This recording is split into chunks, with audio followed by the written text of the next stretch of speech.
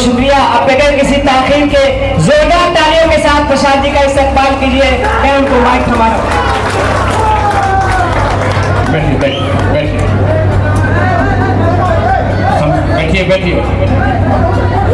सम्मानित मंच पर बैठे हुए सभी मेरे वरीय साथी सरफराज भाई और पार्टी के अध्यक्ष अली रजा साहब और आप सभी शख्सियत जो यहाँ पर आए हैं समय निकाल कर इतनी गर्मी में, मैं आपका तहे दिल से शुक्रिया अदा कर रहा हूँ।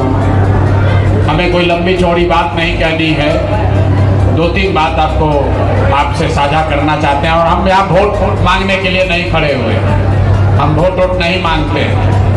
3-3.5 साल हो गया हम वोट नहीं मांगते हैं, लेकिन आपको 2-3 बात जरूर बताएंगे। उसके बाद आप खुद ही निर्णय लीजिए कि आपको वोट किसको देना है और कैसे देना है। जो आदमी, आप बहुत तरह की राजनीतिक सामाजिक तकरीरों को आपने सुना होगा, जिस मंच पर भी जो खड़ा होता है कहता है मैं ठीक हूं दूसरे गलत हैं। आप जनसुराज की सभा में आए हैं तो यहाँ पर लोग बता रहे हैं कि जनसुराज अच्छा है, पहले वाले सब खराब थे। कल कांग्रेस राजद की सभा में जाइएगा तो बताएंगे हम अच्छे हैं, जनसुराज वाले खराब हैं। तो मेरे भाई, इसका फैसला कैसे हो कि कौन अच्छा कौन खराब? इस्लाम में एक बहुत बढ़िया बात बताई गई है, उसी को आपको याद दिला देता हूँ। पहले आप इस्लाम की इस बात को अगर समझ लेंगे तो आपको अपने आप पता चलेगा कि कौन अच्छा कौन खराब। आपको, हमको लगता है कि आज के जो हुक्मरान हैं, जो मुखिया है, विधायक है, सांसद है, दिल्ली की सरकार हो, राज्य की सरकार हो, ये जालिम लोग हैं। इनके रहते हुए आपके बच्चों के लिए पढ़ाई नहीं हुई, आपको रोजगार नहीं मिला, आपको सुरक्षा की चिंता है। आपको लगता है कि आज के जो सरकार पे बैठे हुए लोग हैं ये जालिम लोग हैं। अब बताइए, वीडियो कटेगा मेरा। आपके इस्लाम में पैगंबर साहब ने क्या कहा कि जिस कौम को अपने रहनुमाओं की समझ न हो, उसके ऊपर जालिम हुक्मरानों को मुसल्लत कर दिया जाता है। तो मेरे भाई, ये प्रशांत किशोर नहीं कह रहे हैं, ये बात पैगंबर साहब ने कही है। ताली मत बजाइए, ध्यान से इसको सुनिए। आपके ऊपर जालिम हुक्मरान कब मुसल्लत किए जाएंगे? अगर आप गलत रहनुमाओं का चयन करोगे तो ही आपके ऊपर जालिम हुक्मरानों को मुसल्लत किया जाएगा। तो अगर आज का हुक्मरान जालिम है तो बात पैगंबर साहब ने कही है गलत नहीं हो सकता है। इसका मतलब है कि जिसको भी आपने अभी तक रहनुमा बनाकर चुना, कहीं न कहीं आपको अपने रहनुमाओं को चुनने में गलती हुई है, तभी ये दुर्दशा हुआ, तभी ये दुर्दशा हुई है। सारे दल वाले आपके कह रहे हैं भाजपा से डरिए, भाजपा को रोकना है, सारा मुसलमान इकट्ठा हो जाइए, आप लोग हमको वोट दीजिए, हम लोग आएंगे भाजपा से, आपको बचाएंगे, भाजपा को हराएंगे। ये दूसरे दल वाले आपको कह रहे हैं भाजपा से डरिए। जनसुराज कह रहा है भाजपा से बिल्कुल मत डरिए, अल्लाह से डरिए और हक के साथ खड़ा होइए। भैया, राजद कांग्रेस कह रहा है भाजपा से डरिए, हमारे साथ खड़ा होइए। जनसुराज कह रहा है कि अल्लाह से डरिए और हक के साथ खड़ा होइए, तादाद की चिंता मत कीजिए। आपके दिमाग में बैठा दिया गया है कि किसकी संख्या ज्यादा है, कौन भाजपा को हराएगा, तादाद किसकी बड़ी है। मेरे भाई, इस्लाम में बताया गया तादाद के साथ नहीं खड़ा होना है, आपको हक के साथ खड़ा होना। लेकिन आपकी दुर्दशा देखिए, आप दिन में 4 बार कहते हैं कि हम मुसलमान हैं, अल्लाह को छोड़कर किसी से नहीं डरते हैं, और हालत ये है कि कहीं भाजपा का नाम 2 किलोमीटर पहले से कोई बोलता है तो डर के मारे आप तादाद का हिस्सा बनने को तैयार हैं, चाहे वो बातिलों की ही तादाद क्यों ना हो, भाजपा के डर से उसके साथ भी आप खड़े हैं। तो कैसे आपके बच्चों का भला होगा? ये बात आपको जनसुराज बता रहा है। अगर तादाद की चिंता की गई होती तो इस्लाम तो शुरू ही नहीं होता। इस्लाम को शुरू करने वाले तो 2 ही लोग थे, तादाद तो उनके खिलाफ थी। उन्होंने तादाद की चिंता की होती तो इस्लाम नहीं बनता। और इस्लाम को मानने वाले लोग आज सुबह से शाम तक खाली तादादे का चिंता कर रहा, कौन भाजपा को हराएगा, कौन भाजपा को हराएगा। मेरे भाई, एक बार अपने मन से भाजपा का डर हटाइए और अल्लाह के नाम पर एक बार हक के साथ खड़े होइए, अपने बच्चों के साथ खड़ा होइए, उनके साथ खड़ा होइए, जो सही आदमी है उसके साथ खड़ा होइए। आपके हदीस में सही मुस्लिम सही बुखारी में लिखा गया, हर मुसलमान का ये फर्ज है आपको अपने बच्चों के साथ इंसाफ करना है। ये हम नहीं कह रहे हैं, ये तो आपके हदीस में लिखा हुआ है। हर मुसलमान को अपने बच्चों के साथ इंसाफ करना है।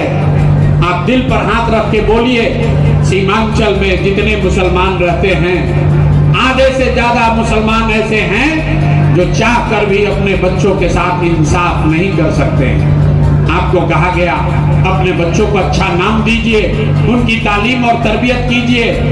आप अपने बच्चों को नाम तो दे पा रहे हैं, लेकिन उसके तालीम और तरबियत की जुगाड़ का व्यवस्था नहीं है।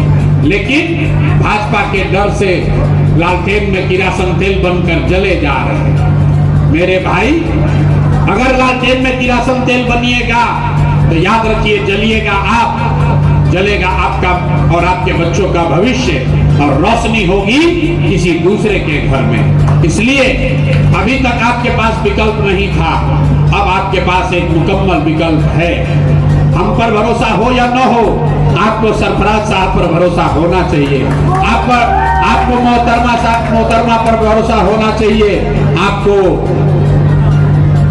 इकराम साहब पर भरोसा होना चाहिए। ये वो लोग हैं जिन्होंने पूरा जीवन अपना समाज के लिए लगाया है। तो मैं आपसे इतना ही आग्रह करूंगा, वोट जिसको देना है दीजिए, वोट देना आपका अधिकार है, हम वोट मांगने नहीं खड़े हुए हैं। लेकिन एक बार संकल्प लीजिए, हक के साथ खड़ा होइए और सही आदमी को जिताइए, वो चाहे कोई भी आदमी हो। जनसुराज से अगर अच्छा आदमी नहीं खड़ा है, पहले आदमी है, मन से खड़ा होके कहते हैं। अगर जनसुराज से भी गलत आदमी खड़ा है, उसको भी हराइए। अगर आदमी चाहे किसी दल का हो, आदमी अच्छा जीतेगा तभी आपका काम होगा। गलत आदमी अगर जीत के आएगा तो गलत ही होगा।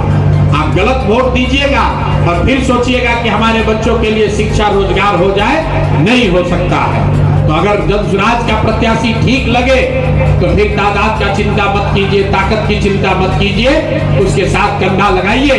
आप तादाद आप बनाइए, ताकत आप बनाइए। जब वो लोग जीत कर आएंगे तभी आपका और आपके बच्चों का भला होगा। दूसरा कोई उपाय नहीं है। कोई प्रशांत किशोर, कोई एक व्यक्ति आपका रहनुमा नहीं हो सकता है। ये रहनुमाई लेने का जो लोग दावा कर रहे हैं, ये आपके नाम पर, आपकी संख्या के आधार पर टिकट बेचते हैं। 2 करोड़ 4 करोड़ रुपया ले रहा है आपकी संख्या के नाम पर। आप देखिए, जहां मुसलमानों की आबादी सबसे ज्यादा है, उस टिकट का दाम उतना ही ज्यादा है। राजद वालों को उस टिकट का पैसा मिल रहा है। तो मेरे भाई, आपके वोट की कीमत पहले ही लगा ली गई, पैसा एडवांस में वसूल कर लिया गया और आपके बच्चों के नसीब में सिर्फ गरीबी और बर्बादी लिख दी गई। जो 5 करोड़ रुपया लेकर टिकट लेकर आएगा, वो आपके बच्चों के लिए काम नहीं करेगा। इसलिए सही रास्ता पकड़िए, जो रास्ता हम बना रहे हैं, जो रास्ता जनसुराज का है। ये समाज का सभी वर्गों का दल है, ये प्रशांत किशोर का दल नहीं है, ये किसी हिंदू मुसलमान का दल नहीं है, ये किसी जाति का दल नहीं है, किसी परिवार का दल नहीं है। ये बिहार में बदलाव चाहने वाले 1 करोड़ लोगों ने मिलकर जो व्यवस्था बनाई है, ये वो दल है, इसका हिस्सा बनिए। इसी से आपका भला होगा, इसी से आपके बच्चों का भला होगा। यही बात बताने के लिए खड़े हुए हैं। ठीक लगे तो इसको अपनाइए, और न ठीक लगे तो चुनाव के बाद आइएगा। कोई घबराहट नहीं है, कोई घबराहट नहीं है, क्योंकि हमको मालूम है आपको चलना जनसुराज में ही है। जैसे सरफराज भाई घूमते टहलते हुए बाद में यहाँ पहुंचे हैं, जैसे हमारे भाई साहब घूमते घूमते पता नहीं कहाँ से घूमते घूमते यहाँ पहुंचे हैं, वैसे बिहार के हर मुसलमान को आकर जनसुराज में ही जुड़ना है, क्योंकि जीतेगा जनसुराज ही। ये मेरा कोई अहंकार नहीं है, मेरा अहंकार नहीं है, जीतेगा जनसुराज ही, क्योंकि पैगंबर साहब ने बताया कि ईमानदारी से किया हुआ जद्दोजहद कभी खाली नहीं जा सकता है। और पिछले 3 वर्ष में जितनी जद्दोजहद प्रशांत किशोर ने की है, जितना पसीना हमने बहाया है, उतना किसी ने दूसरे ने नहीं बहाया है। तो मेरे भाई, अगर आपको अच्छा लगे तो आप जन सुराज के साथ जुड़िए। अगर आप कंधा लगाएंगे, जरूर हमारी लड़ाई थोड़ी आसान हो जाएगी, लेकिन अगर आप कंधा नहीं भी लगाएंगे तो मुझे आपसे कोई शिकवा शिकायत नहीं है। याद रखिए, जीतने के बाद आएंगे और फिर आपको निमंत्रण देकर अपने साथ लेकर चलेंगे। लेकिन अगर जीत अभी आपने कंधा नहीं लगाया और जीत कर आए तो जीतने का हर्जाना वसूलेंगे। हम शाकाहारी आदमी हैं, जब जीत कर आएंगे तो आपके घर में अररिया में आकर आपसे सेवई भी खाएंगे और आपके साथ आपको लेकर आगे चलेंगे। क्योंकि हमारी लड़ाई बिहार की लड़ाई नहीं है, ये शुरू हुई है बिहार में, लेकिन हमको आगे तक जाना है। आप कंधा लगाइए। जब गांधी आए यहाँ, गांधी ने चंपारण का आंदोलन किया। चंपारण के आंदोलन से देश आजाद नहीं हुआ। चंपारण के आंदोलन से देश आजाद नहीं हुआ। चंपारण के आंदोलन से देश को वो हथियार मिला जिसका नाम है सत्याग्रह। एक बार जब लोगों को पता चल गया कि ये वो हथियार है जिससे अंग्रेजों को हराया जा सकता है, तो पूरे देश में चंपारण आंदोलन के मॉडल पर ही काम हुआ। तो जो काम हम जन सुराज में बिहार में कर रहे हैं, ये वो मॉडल है। अगर यहाँ सफलता मिली तो यही वो हथियार है जिससे पूरे देश में भाजपा से लड़ाई लड़ी जा सकती है, उसको हराया जा सकता है। यही वो पौधा है, विचार लोहे को लोहा काटता है। जिस भाजपा से आप लड़ना चाहते हैं वो विचारधारा आधारित व्यवस्था है। अगर उसको हराना है तो आपको विचारधारा आधारित व्यवस्था ही खड़ी करनी पड़ेगी। जोड़ तोड़ करने से, गठबंधन महागठबंधन बनाने से कुछ नहीं होने वाला है। तो अगर भाजपा की विचारधारा को हराना है तो एक ही विकल्प है, गांधी की विचारधारा को फिर से पुनर्जीवित किया जाए। जहां मुसलमानों की चिंता हिंदू करें और हिंदुओं की चिंता मुसलमान करें, तब जाकर समाज में सही बात बनेगी। यही प्रयास है जन सुराज का। आप सब महानुभाव से, सारी महिलाओं से, बहनों से ये मेरा आग्रह है, खूब सोच समझ के 10 दिन में आपके हाथ में वो अधिकार है, ऐसा वोट दीजिए कि आपके घर के बच्चे अब 15 नवंबर के बाद से 10, 12, 15 हजार रुपया के मजदूरी के लिए बिहार और अपना घर परिवार छोड़कर बाहर नहीं जाएं। जन सुराज ने एक ही वादा किया है, बाकी चीज छोड़ दीजिए, बाकी चीज हो या ना हो, लेकिन अगर जन सुराज की व्यवस्था बनी तो 15 नवंबर के बाद से आपके बच्चों को, आपके शौहर को, आपके घर परिवार के लोगों को, युवाओं को 10-12 हजार रुपया के मजदूरी के लिए बिहार छोड़कर बाहर नहीं जाना पड़ेगा। अगर आपको उचित लगे तो जन सुराज का हाथ मजबूत कीजिए, और नहीं उचित लगे तो हम लोग लड़ाई में लगे हुए हैं। आप बाहर बैठ कर दुआ दीजिए, वोट दीजिए या मत दीजिए, दुआ जरूर दीजिए। आपकी दुआ में इतनी ताकत है, ये लड़ाई जीत कर दिखाएंगे। बहुत बहुत शुक्रिया।